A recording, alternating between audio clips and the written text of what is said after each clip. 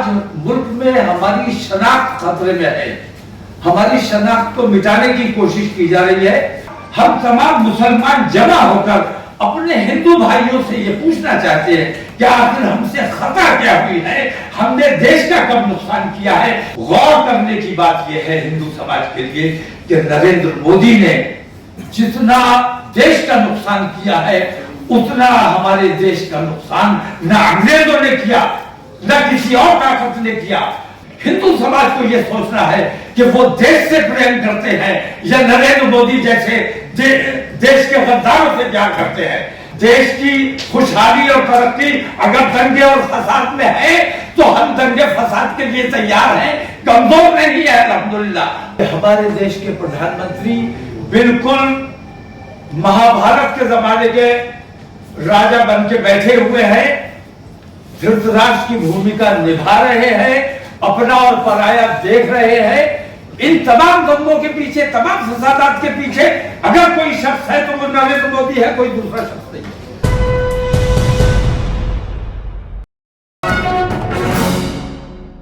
खासतौर से मैं अपने खासतौर से मुस्लिम भाइयों से ये कहना चाहूंगा कि इस प्रोग्राम में अपनी शनाख्त के साथ, क्योंकि आज मुल्क में हमारी शनाख्त खतरे में है, हमारी शनाख्त को मिटाने की कोशिश की जा रही है, तो इस प्रोग्राम में अपनी शनाख्त के साथ शरीक होना है और यह साबित करना है कि मुसलमान अपने देश से प्यार करता है, देश में अमन व अमान चाहता है, मुसलमान सब्र करने वाला है और मुसलमान ने अपने बच्चों का कत्ल, उनकी लिंचिंग, उनकी बेइज्जतियां, हमारे बेटियों को जो मुर्तद बनाया गया, काफिर बनाया गया, उनके साथ ज्यादतियां की गई, ये तमाम तकलीफें हम बर्दाश्त करते रहे, हमने कभी कोई रिएक्शन नहीं दिया है।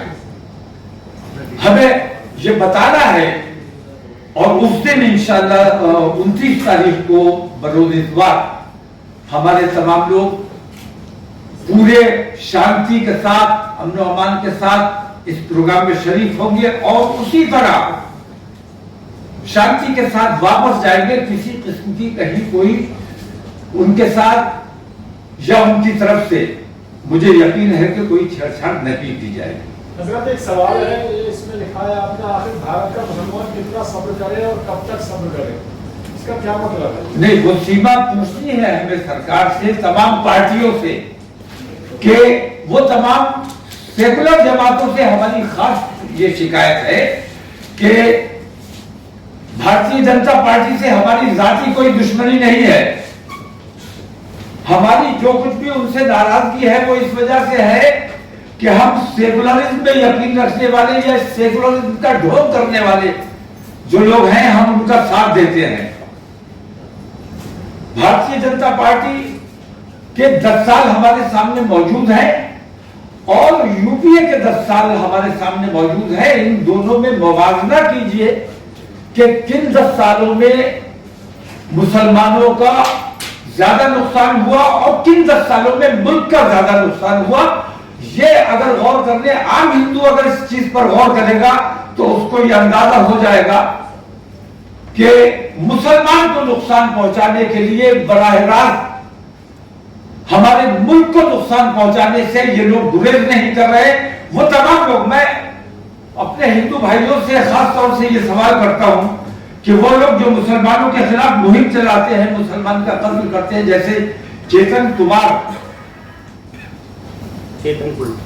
चेतन सिंह, उसने मुसलमानों से क्या नाराजगी थी, क्या उसका किसी ने बिगाड़ा था, उसने कत्ल किया, अपने एक साथी का भी कत्ल कर दिया। मैं कहता हूं तीन मुसलमान मारने के लिए तूने अपने खानदान का, अपने पूरे परिवार का और अपने एक साथी के पूरे परिवार का सत्यानाश करने का काम किया, तो उसने हमारा कितना नुकसान किया और अपना कितना नुकसान किया, ये मैं कहना चाहता हूं।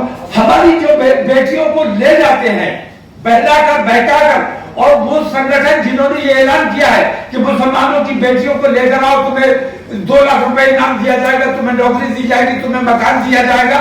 मैं भी पूछता हूं कि अगर मुसलमान की लड़कियां वो लोग लेकर जाएंगे तो हिंदुओं की लड़कियां कहां जाएंगी, कौन लेकर जाएगा?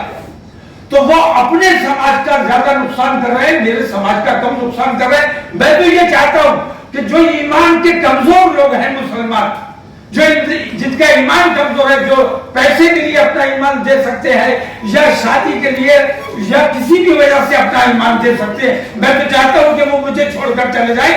क्योंकि मुसलमान ईमान वालों का और जो पूरी शिद्दत के साथ अपने मजहब पर कायम रहने वाले हैं, हमें उन लोगों की जरूरत है। कौड़ियों में अपना ईमान बेचने वाले तो जो खरीद रहे हैं, असल में वो हमारे हिंदू समाज का कितना नुकसान कर रहे हैं, ये हिंदू समाज के सोचने की बात है। माननीय प्रधानमंत्री नरेंद्र मोदी, हमारे देश के प्रधानमंत्री, मैं एक छोटी सी मिसाल आपको देता हूं कि यूपीए सरकार में हमें हज सब्सिडी दी जाती थी और भारतीय जनता पार्टी ये इल्जाम लगाया करती थी कि तुष्टीकरण हो रहा है। भारतीय जनता पार्टी की जब सरकार आई तो उन्होंने हज सब्सिडी बंद कर दी। हमें पहले अंदाजा नहीं था, लेकिन जब हज सब्सिडी बंद की गई और उस बंद होने की वजह से एयर इंडिया इतने खसारे में चला गया कि बिलाखिर उसे बेचना पड़ा। मैं कहना यह चाहता हूं कि हज सब्सिडी हमें कांग्रेस के जमाने में कभी नहीं मिली। वो सारी सब्सिडी जाती थी एयर इंडिया को और हाजियों के पैसे से हमारे देश की एयरलाइन चल रही थी। और वो हाजियों का पैसा जब रोका गया और एयर इंडिया को मिलना बंद हो गया तो एयर इंडिया इतने खसारे में गई कि बिलाखिर उसे बेचना पड़ा। तो देखने की बात यह है कि मुसलमानों के साथ कौन धोखा कर रहा है और अपने देश को कमजोर और खोखला करने का काम कौन कर रहा है। हमारे देश का बांग्लादेश हमारे देश का पोता है, बेटे का बेटा, उसकी भी अपनी एयरलाइन है। लेकिन हमारे भारतवर्ष जो दुनिया की बड़ी शक्तियों में शामिल होने जा रहा है, भारतवर्ष की आज अपनी कोई एयरलाइन नहीं है। इससे बड़ा दुर्भाग्य क्या हो सकता है। तो इन तमाम चीजों पर हम तमाम मुसलमान जमा होकर अपने हिंदू भाइयों से ये पूछना चाहते हैं कि आखिर हमसे खता क्या हुई है, हमने देश का कब नुकसान किया है, हम देश के कब काम में नहीं आए हैं, हमने देश के लिए कब जान देने से अपने आप को बचाया है, परहेज किया है। आखिर हमसे नफरत की वजह क्या है। अगर नफरत की वजह सिर्फ वोट है तो गौर करने की बात यह है हिंदू समाज के लिए कि नरेंद्र मोदी ने जितना देश का नुकसान किया है उतना हमारे देश का नुकसान न अंग्रेजों ने किया न किसी और ताकत ने किया। और जितना मुसलमानों का नुकसान कांग्रेस ने किया है, भारतीय जनता पार्टी 10 साल और सरकार चलाए तब भी इतना मुसलमानों का नुकसान नहीं कर सकती। मैं कहना यह चाहता हूं कि हिंदू समाज को बहकाया जा रहा है, उनका फायदा हासिल करने के लिए, ध्रुवीकरण करने के लिए, ये दिखाने के लिए। मैं कहता हूं मेरा एक भी नुकसान बताइए कि भारतीय जनता पार्टी के दौरे हुकूमत में मेरा क्या नुकसान हुआ है। और 1000 मैं वो नुकसान बताऊंगा जो नरेंद्र मोदी ने हमारे देश का किया है। हिंदू समाज को यह सोचना है कि वो देश से प्रेम करते हैं या नरेंद्र मोदी जैसे देश के गद्दारों से प्यार करते हैं।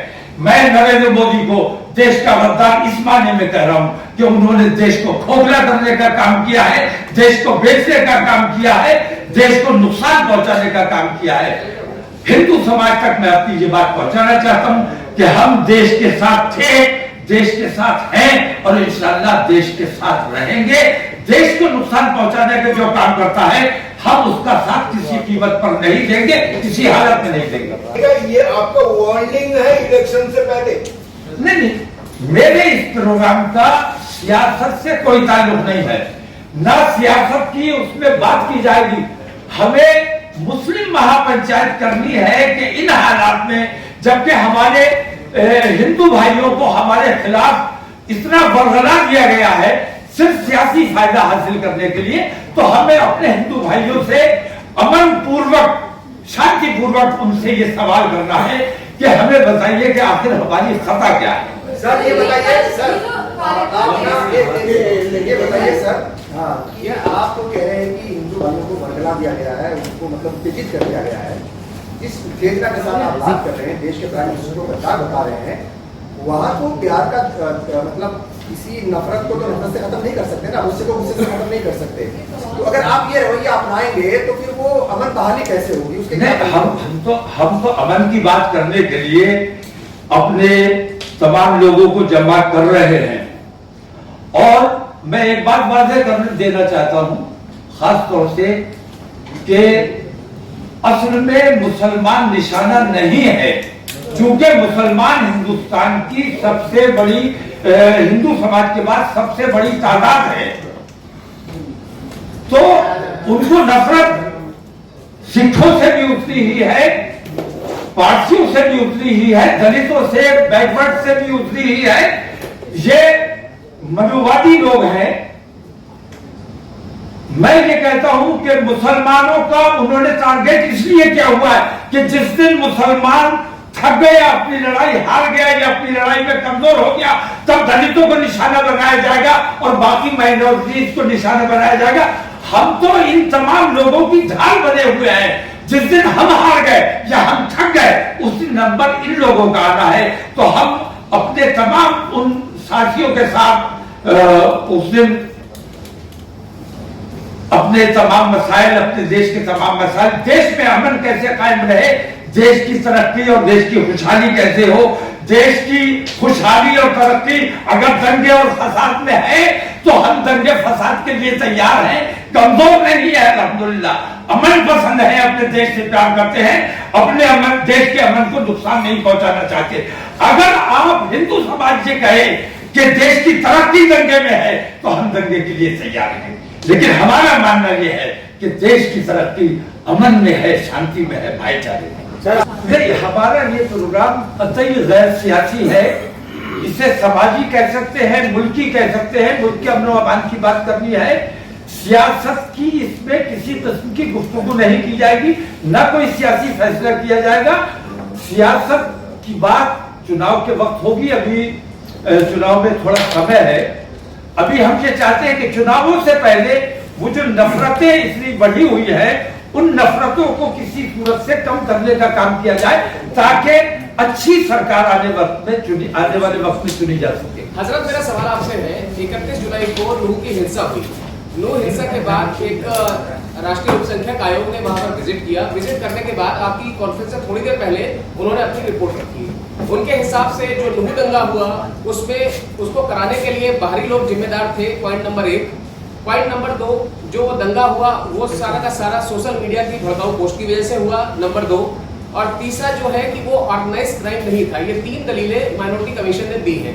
मैं आपसे जानना चाहता हूं, आपकी रायशुमारी क्या है? नूह दंगा क्यों हुआ, उसके पीछे कौन था?